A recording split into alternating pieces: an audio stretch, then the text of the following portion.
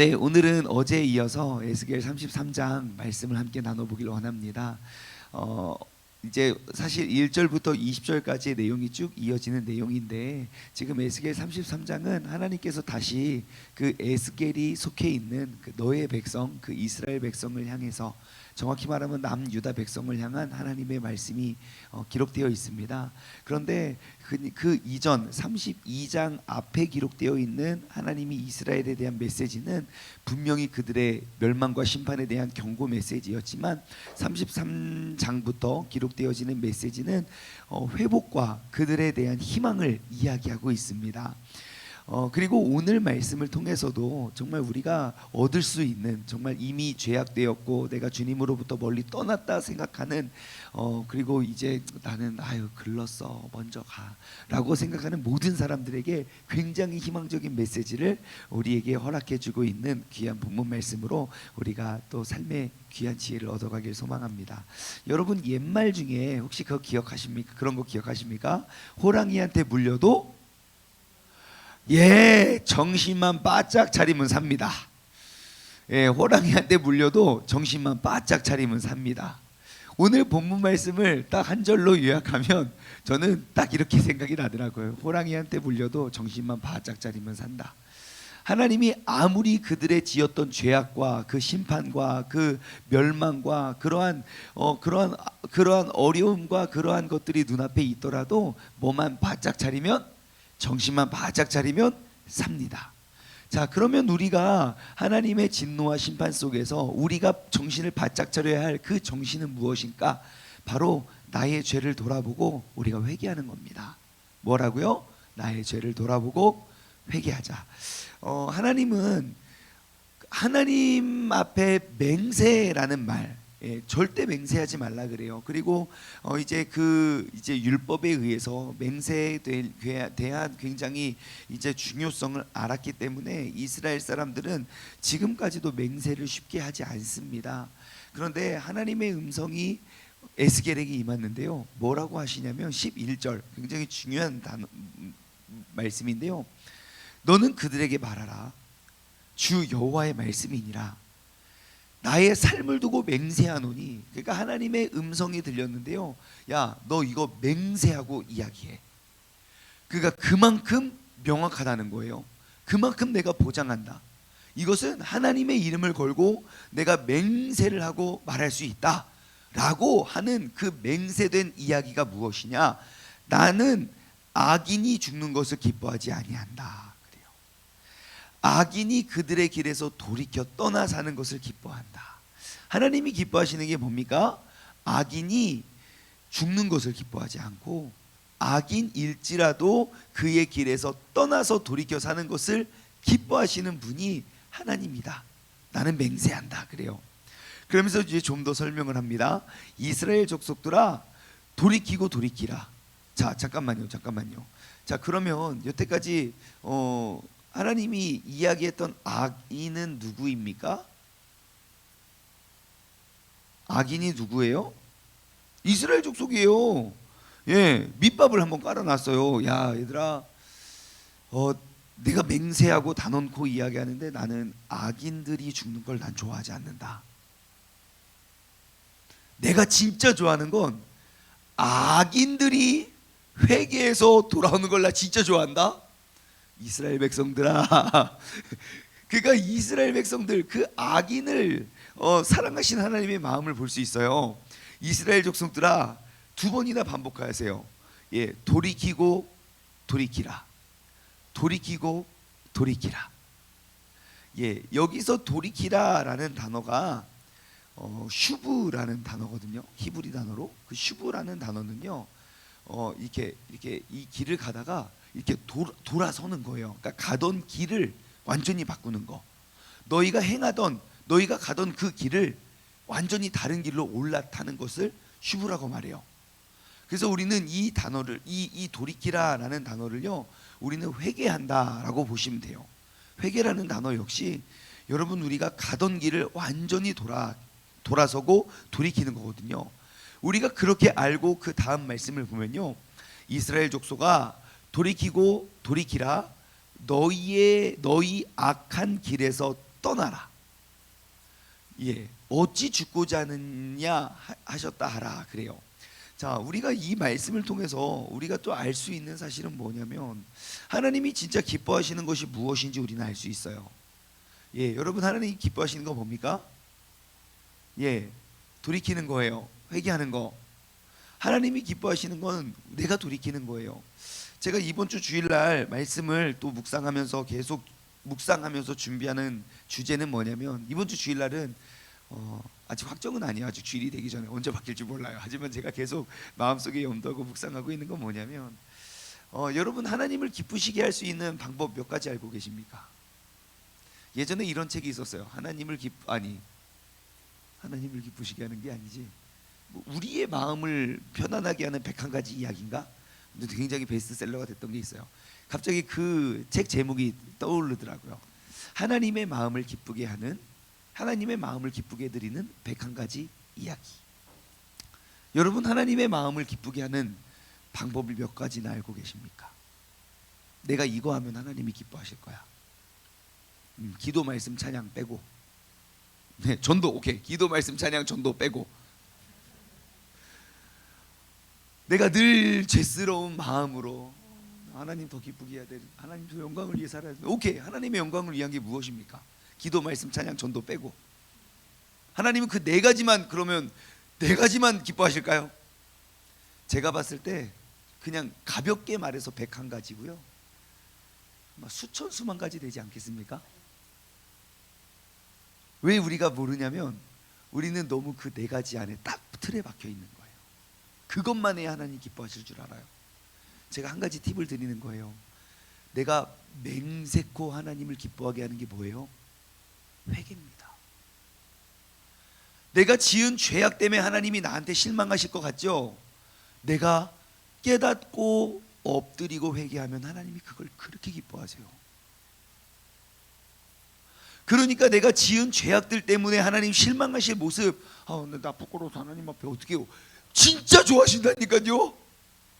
하나님 앞에 회개하는 그때, 회개하는 그것을, 아이고 우리 아이가 또 깨닫고 왔구나, 또 돌아가겠지. 하지만 그래도 깨달은 게 어디냐. 하나님 진짜 기뻐하세요. 왜요? 하나님이 맹세코 이야기하시잖아요. 나는 죄인이 죽는 것을 기뻐하지 않아.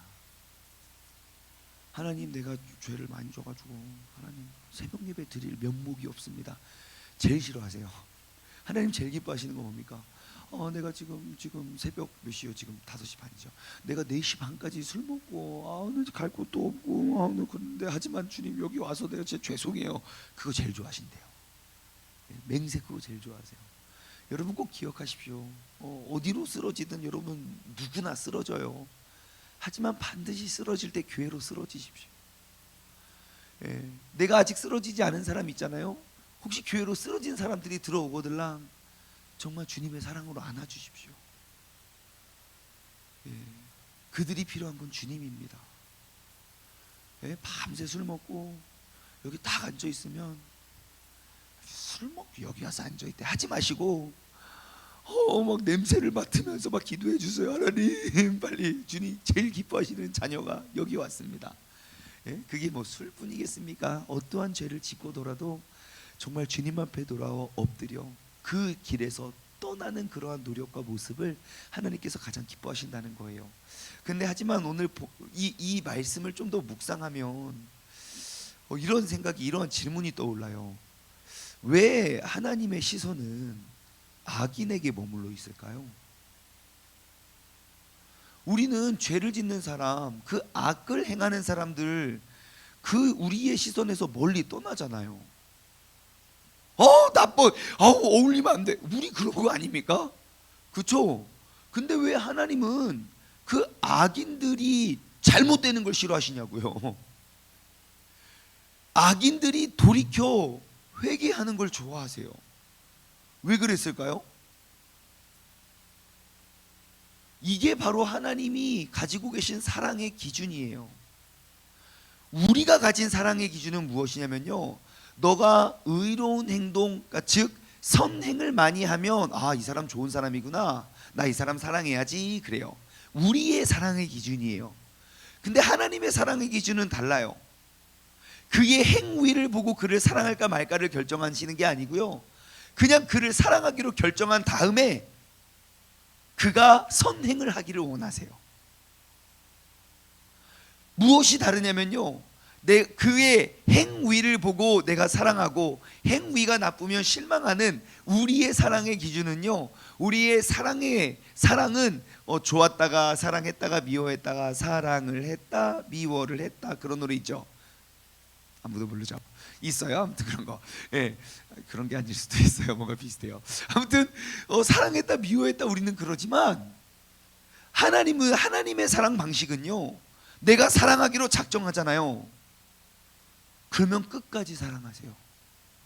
그가 선행을 하든 악행을 하든, 그가 선행을 할 때는 기뻐하고 감사하지만 그가 악행을 할 때는 그가 돌아오기만을 기다리시는 분이에요. 뭘로? 사랑으로. 여러분, 중요한 건 우리가 이 자리에 그 하나님의 사랑을 배우기 위하여 나온 사람들 아닙니까? 여러분, 누군가를 사랑하되 무조건적으로 사랑해야 됩니다.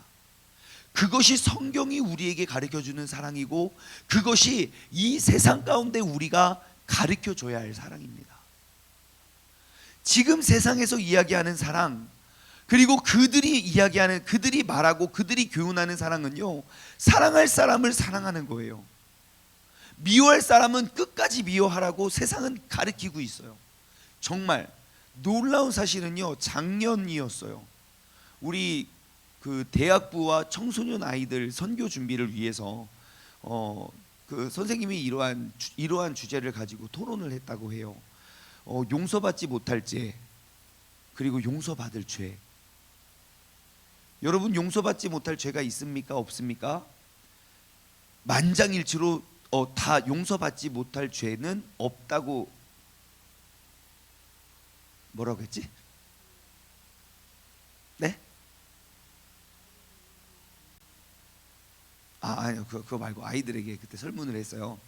용서받지 못할 죄가 있냐 없냐. 예, 아무튼 아이들의 대답은, 정신이 없어서, 아이들의 대답은 절대 용서해서는 안 된다는 거예요. 그래서 그럼 뭐가 있냐? 그러니까 몇 가지 그 아이들의 몇 가지를 정했어요. 뭐 강간, 뭐 살인, 몇 가지를 정했어요. 그럼 이러한 죄악을 저지른 사람을 주님의 사랑으로 용서할 수 있다? 없다. 아이들이 뭐라고 대답했는지 아십니까? 없다라고 대답을 했어요. 죽을 때까지 그런 놈은 죽어야 된다고 막 그래요. 근데 그게 어디서부터 왔는가 가만히 생각해 보면 세상의 모든 사람들이 그래요. 왜? 극혐오 이런 거 있죠. 극혐. 우리가 알게 모르게 세상에 젖어서 하나님의 말씀이 가르치고 하나님이 맹세함으로 말하고 있는 그 하나님의 사랑에 대해서는 우리가 잘 인식을 하지 못해요. 하나님은 단 한 번도, 여러분 생각해 보세요. 신약 성경에 예수님이 누굴 찾아다녔냐고요? 아마 예수님이 찾아다니기 바쁘시잖아요. 사역도 3년밖에 안 하셨잖아요. 그러면 선발해서 VIP들만 찾아가야 되는 거 아닙니까? 예? 정말 선행하고 막 의롭고 착하고, 맞아요. 예수님의 기준에서 정말 VIP들만 찾아가셨어요. 누구요? 세상에서 몰매 맞고 귀신 들리고 병 들고 손가락질 당하고 자기 이익만 알고 남 속여 빼앗은 사람들. 예수님은 예수님에게 있어서 VIP였어요. 왜요? 내가 정말 기뻐하는 건 악인들이 돌이켜 사는 것. 그것이 가장 나를 기쁘게 하는 것이니 그들이 나의 VIP인 거예요. 여러분, 나의 삶의 VIP는 누굽니까? 나를 속썩이는 사람입니까? 내가 얼굴만 봐도 나에게 기쁨과 행복만 가져다 주는 사람입니까? 우리가 예수 그리스도와 더불어 우리가 나아가고 쫓아가야 할 우리의 VIP는, 여러분, 악인들이 그 길에서 돌이켜 떠나는 그 날을 꿈꾸면서 그를 위해 기도하고 그에게 다가가는 것입니다. 여러분, 나의 VIP는 누구입니까? 여러분, 오늘 이 시간 정말 주님께서 기뻐하시는 사람과 정말 주님께서 기뻐하시는 그런 상황이 무엇인지를 우리가 알았으면 좋겠어요. 그래서 저는 스스로 이러한 질문을 했어요. 왜 하나님의 시선은 악인에게 머무르게 되었을까? 그게 하나님의 사랑의 기준이기 때문이에요. 사랑하기 때문이에요. 사랑하는 데는 장사 없습니다. 사랑을 이겨낼 장사가 없습니다. 두 사람이 있어요. 한 사람은 악을 많이 저질러요. 한 사람은 되게 착해요. 우리의 마음은 내 아이가 착한 사람을 사랑했으면 좋겠어요. 근데 내 아이는 누굴 사랑합니까? 나쁜 놈 같이 생긴 사람을 사랑해요. 예, 자녀를 둔 부모님의 마음은 다 그런 것 같아요. 다 나빠 보여요. 아버님의 따님을 사랑합니다. 아이, 저 악인! 막 우리는 다 못돼 보여요, 그죠? 예, 막 나빠 보이고. 예, 그런데 내 아이는 정말 그 사람을 사랑한다고요. 여러분, 사랑하는 사람을 사랑하는 데에는 이유도 조건도 없습니다. 근데 그 하나님의 시선이 머물러 있는 곳은 그 악인들을 일하는 거예요. 왜냐? 주님께서는 하나님은요, 실망하는 분이 아니라 돌아오기를 기다리시는 분이에요. 왜냐? 그 악인이 깨닫고 돌아오는 기쁨을 세상은 모르거든요. 악인을 그냥 정죄하고 그를 감옥에 가두는 거, 통쾌하다. 통쾌하지 않습니다. 여러분, 뉴스 봐서 알지만, 항상 아무리 큰 형을 내리더라도 찝찝해요. 무슨 저런 나쁜 놈을 5년 형 내리고 그게 뭐야? 무기징역 해야 돼, 무기징역. 그래서 무기징역 하잖아요. 죽여야 돼. 죽이잖아요. 그래도 막 찝찝해요. 그의 피해자와 아픔과. 하지만 우리가 하나님은 아시는 거예요. 그게 누구든 그들이 회개하고 돌아오는 그 기쁨을 주님께서는 아시는 거예요. 여러분, 우리가 오늘 본문 말씀을 통해서 우리가 꼭 알아야 할 것, 여러분 한번 점검해 보십시오. 내가 하나님 앞에서 내가 돌아서야 할 것이 있는지 없는지 점검하시기 바랍니다. 내가 가던 그 길로부터 내가 딱 돌아서면요, 바로 내가 딱 돌아서면 내 눈앞에 하나님이 보일 겁니다. 내가 돌아서지 않으면 하나님은 안 보여요. 그 죄가 크든 작든 그 죄를 계속 쫓아가면 하나님과 점점점 멀어지지만, 내가 돌이켜야 됐다, 나의 죄를 깨닫고 그게 내 마음의 교만의 죄이든 그게 내 마음의 미움의 죄이든 아니면 눈앞에 보이는 막 그게 어떠한 죄이든 내가 그 죄를 깨닫고 인식하고 돌아설 수 있는 우리 모두가 되기를 주님의 이름으로 간절히 소망합니다. 여러분, 그럼 어떻게 사시겠습니까? 주님께서 기뻐하시는 건 죄인이 돌이켜 떠나 돌아오는 것이라면 우리가 어떻게 살아야 될까요? 우리는 계속 점검하면서 살아야 돼요. 우리의 믿음과 내 마음의 상태를 우리를 계속 점검해야 돼요. 좀 더 적극적인 믿음, 적극적인 신앙은 무엇이겠습니까? 나의 신앙과 나의 믿음을 점검하는 것에서 그치는 것이 아니라 지금 우리에게 요구되는, 아니요, 지금뿐만 아니라 지금까지 모든 그리스도인들의 요구되었던 신앙의 모습은 무엇이겠습니까? 나를 점검하는 것뿐만 아니라 내가 돌아봐야 된다는 거예요. 내 주변 사람을. 여러분, 스스로 나의 교만을 깨달을 수 없다니까요. 얻어맞기 전에는 세게 얻어맞느냐 약하게 얻어맞느냐의 차이지, 스스로의 교만을 스스로 깨닫는 건 여러분 그 순간 그건 교만이 아닙니다. 교만은 스스로 깨닫지 못해요. 하지만 내 믿음의 동역자들에 의해서 돌아보게 돼요. 다윗이 일찍 깨달았을 수 있었던 계기가 무엇입니까? 그때 옆에서 그에게 이야기해줬던 사람들이 있었기 때문이에요. 그렇기 때문에 여러분, 우리가 계속 돌아보았으면 좋겠어요. 한 가지만 조심하시면 돼요. 접근 방법만 조심하면 돼요. 너 좀 회개 좀 해라, 회개. 여러분, 회개 절대 안 합니다. 내 주변 사람들이 교만했다 생각하면요, 팔짱 딱 끼고 아이고야 네가 그러니까 잘못됐지, 그런 거 말고요. 정말 내 주변에 정말 점점점 교만해져 가는 사람들을 위해 여러분, 내가 대신 무릎 꿇고 기도해야 돼요. 지금 하나님의 에스겔을 무릎 꿇히시잖아요. 가서 야 네 것들 막 야 교만한 것들 하면서 막 손가락질하지 않잖아요. 그 접근 방법만 우리가 잘 생각해서 여러분 이제 나의 믿음과 나의 신앙을 점검하고, 그리고 나아가 내 주변에 있는 점점 교만에 빠져가고 죄악에 빠져가는 수많은 사람들을 위해서 우리가 기도함으로 엎드릴 수 있는 우리 모두가 되기를 주님의 이름으로 간절히 소망합니다. 그럼 나는 어떻게 해야 됩니까? 여러분 계속 어제를 살지 말고 오늘을 살아가십시오. 어제 내가 아무리 죄악을 졌을지라도 여러분 오늘 내가 하나님 앞에 돌아오면 됩니다. 그 말을 12절부터 20절까지 계속 이야기합니다.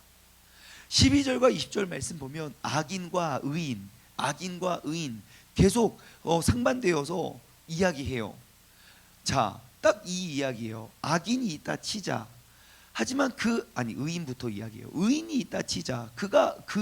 내가 의를 정해, 의가 나에게 심겨졌지. 그러니까 난 오늘 악을 행해도 돼라고 생각하면 걔는 반드시 죽을 거야. 하지만 악인이 있다고 치자. 내가 지난날 악이 얼마나 정말 많더라도 내가 그것을 깨닫고 내가 돌아서서 의를 행하면 그 의로 말미암아 그는 살 거야. 여기서 말하는 교훈은 무엇입니까? 나의 오늘, 나의 지금의 믿음의 상태를 말해요.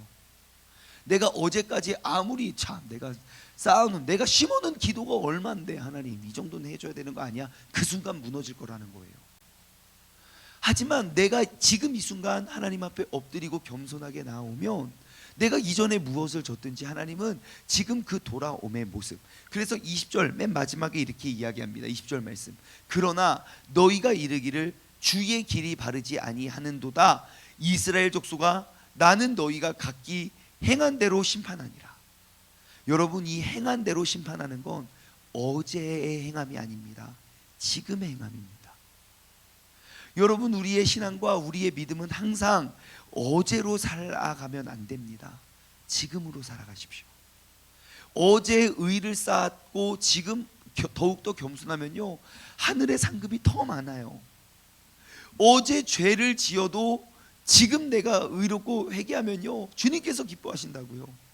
하지만 내가 어제는 열심히 기도하고 어제는 열심히 전도하고 어제는 열심히 내가 하나님 앞에 회개하고 돌아왔었지만 지금 내가 무너지고 지금 내가 주님을 떠나고 지금 내가 교만해졌다면 여러분 나의 행함대로 하나님은 판단하실 거라는 거예요.